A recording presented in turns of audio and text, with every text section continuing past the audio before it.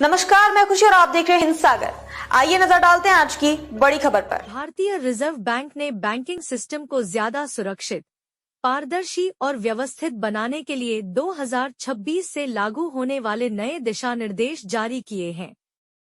इन नियमों का सीधा असर उन बैंक खातों पर पड़ेगा जिनमें लंबे समय से कोई लेन देन नहीं हुआ है। देश भर में ऐसे करोड़ों खाते हैं जिन्हें लोग या तो भूल चुके हैं या फिर जरूरत न होने के कारण इस्तेमाल नहीं कर रहे हैं।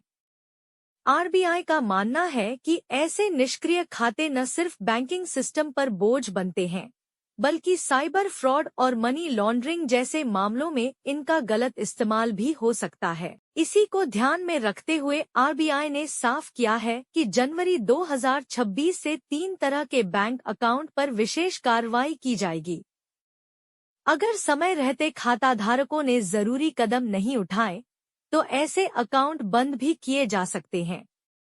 इसलिए अगर आपके पास भी एक से ज्यादा बैंक अकाउंट हैं, तो यह जानकारी आपके लिए बेहद जरूरी है। आरबीआई नए नियम लाने की जरूरत क्यों पड़ी? पिछले कुछ सालों में बैंकों में निष्क्रिय खातों की संख्या तेजी से बढ़ी है।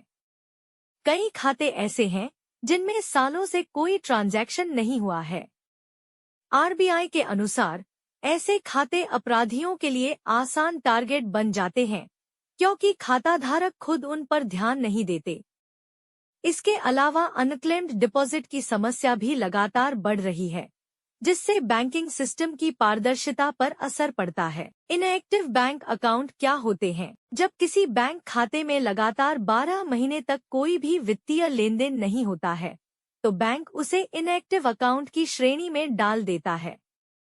इसका मतलब यह नहीं है कि खाता तुरंत बंद कर दिया जाएगा, लेकिन इसकी कई सुविधाएं सीमित हो सकती हैं, जैसे चेकबुक जारी न होना, एटीएम से पैसे निकालने में परेशानी या ऑनलाइन बैंकिंग पर रोक लगना। आरबीआई के नए नियमों के अनुसार बैंकों को ऐसे खाताधारकों को समय रहते एसएमएस, ईमेल या अन्य माध्यम से सूचना देना अनिवार्य होगा, ताकि ग्राहक अपना खाता दोबारा सक्रिय कर सके। अगर आप नहीं चाहते कि आपका खाता इनएक्टिव हो, तो समय समय पर छोटे लेनदेन करते रहना काफी है। यूपीआई से भुगतान, डेबिट कार्ड से खरीदारी या नेट बैंकिंग के जरिए पैसे ट्रांसफर करना भी ट्रांजैक्शन माना जाता है। जरूरी नहीं कि बड़ी रकम हो, छोटा सा लेनदेन भी खाते को एक्टिव रखने के लिए पर्याप्त है। डोरमेंट अकाउंट क्या होते हैं और क्यों है ज्यादा जोखिम भरे? जब कोई बैंक खाता लगातार 2 साल या उससे ज्यादा समय तक पूरी तरह निष्क्रिय रहता है, तो उसे डोरमेंट अकाउंट घोषित कर दिया जाता है। यह स्थिति ज्यादा गंभीर मानी जाती है।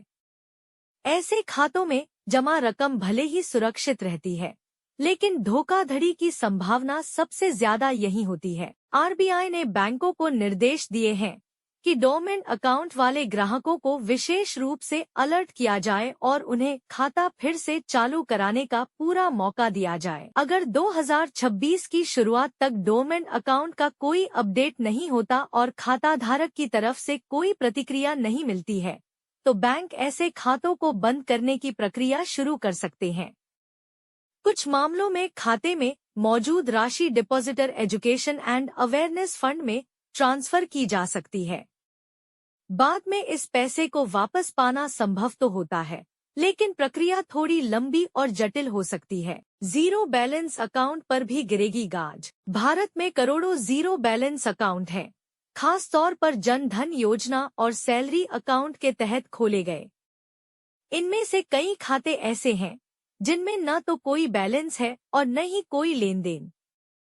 आरबीआई ने पाया है कि ऐसे अकाउंट सिर्फ रिकॉर्ड में मौजूद हैं और बैंकिंग सिस्टम पर अनावश्यक बोझ डाल रहे हैं। नए नियमों के तहत ऐसे जीरो बैलेंस अकाउंट, जिनमें न तो कोई सरकारी सब्सिडी आ रही है और न ही कोई ट्रांजैक्शन हो रहा है, उन्हें बंद किया जा सकता है। अगर आपके जीरो बैलेंस अकाउंट में सरकारी योजनाओं की राशि आती है, जैसे पेंशन, स्कॉलरशिप या सब्सिडी, तो ऐसे खाते आमतौर पर बंद नहीं किए जाएंगे।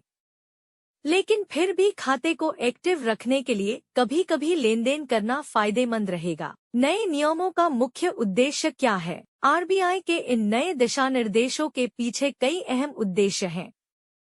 सबसे बड़ा उद्देश्य साइबर फ्रॉड, मनी लॉन्ड्रिंग और फर्जी लेनदेन पर रोक लगाना है। दूसरा उद्देश्य अनक्लेम्ड डिपॉजिट को सही तरीके से मैनेज करना है ताकि खाता धारकों का पैसा सुरक्षित रहे। इसके अलावा बैंकों पर बढ़ते ऑपरेशनल बोझ को कम करना और केवाईसी नियमों को सख्ती से लागू करना भी इन बदलावों का अहम हिस्सा है। इससे बैंकिंग सिस्टम ज्यादा साफ, मजबूत और भरोसेमंद बन सकेगा। अगर आप नहीं चाहते कि आपका बैंक अकाउंट बंद हो, तो कुछ आसान कदम उठाकर आप इसे सुरक्षित रख सकते हैं। हर महीने या कुछ महीनों में कम से कम एक छोटा ट्रांजैक्शन जरूर करें। यह ट्रांजैक्शन यूपीआई, एटीएम या नेट बैंकिंग के जरिए हो सकता है। अपने केवाईसी दस्तावेज जैसे आधार, पैन और मोबाइल नंबर को अपडेट रखें। अगर आपका खाता पहले से डोरमेंट हो चुका है, तो बैंक शाखा में जाकर एक आवेदन देकर उसे दोबारा एक्टिव कराया जा सकता है। बैंक अलर्ट को नजरअंदाज न करें। कई बार बैंक एसएमएस या ईमेल भेजते हैं, लेकिन लोग उन्हें नजरअंदाज कर देते हैं। आरबीआई के नए नियमों में यह और भी जरूरी हो गया है कि आप बैंक से आने वाले हर अलर्ट को गंभीरता से लें। समय रहते जवाब देने से आप बड़ी परेशानी से बच सकते हैं। में अब तक के लिए बस इतना ही। फिर होगी आपसे मुलाकात ऐसी एक और बड़ी खबर के साथ। तब तक के लिए नमस्कार और देखते रहिए हिंद सागर। ऐसे ही लेटेस्ट अपडेट्स के लिए हमारे चैनल को सब्सक्राइब करें और तुरंत नोटिफिकेशन पाने के लिए बेल आइकन प्रेस करना ना भूलें। और यदि आप हमें फेसबुक के माध्यम से देख रहे हैं तो हमारे चैनल को फॉलो जरूर करें।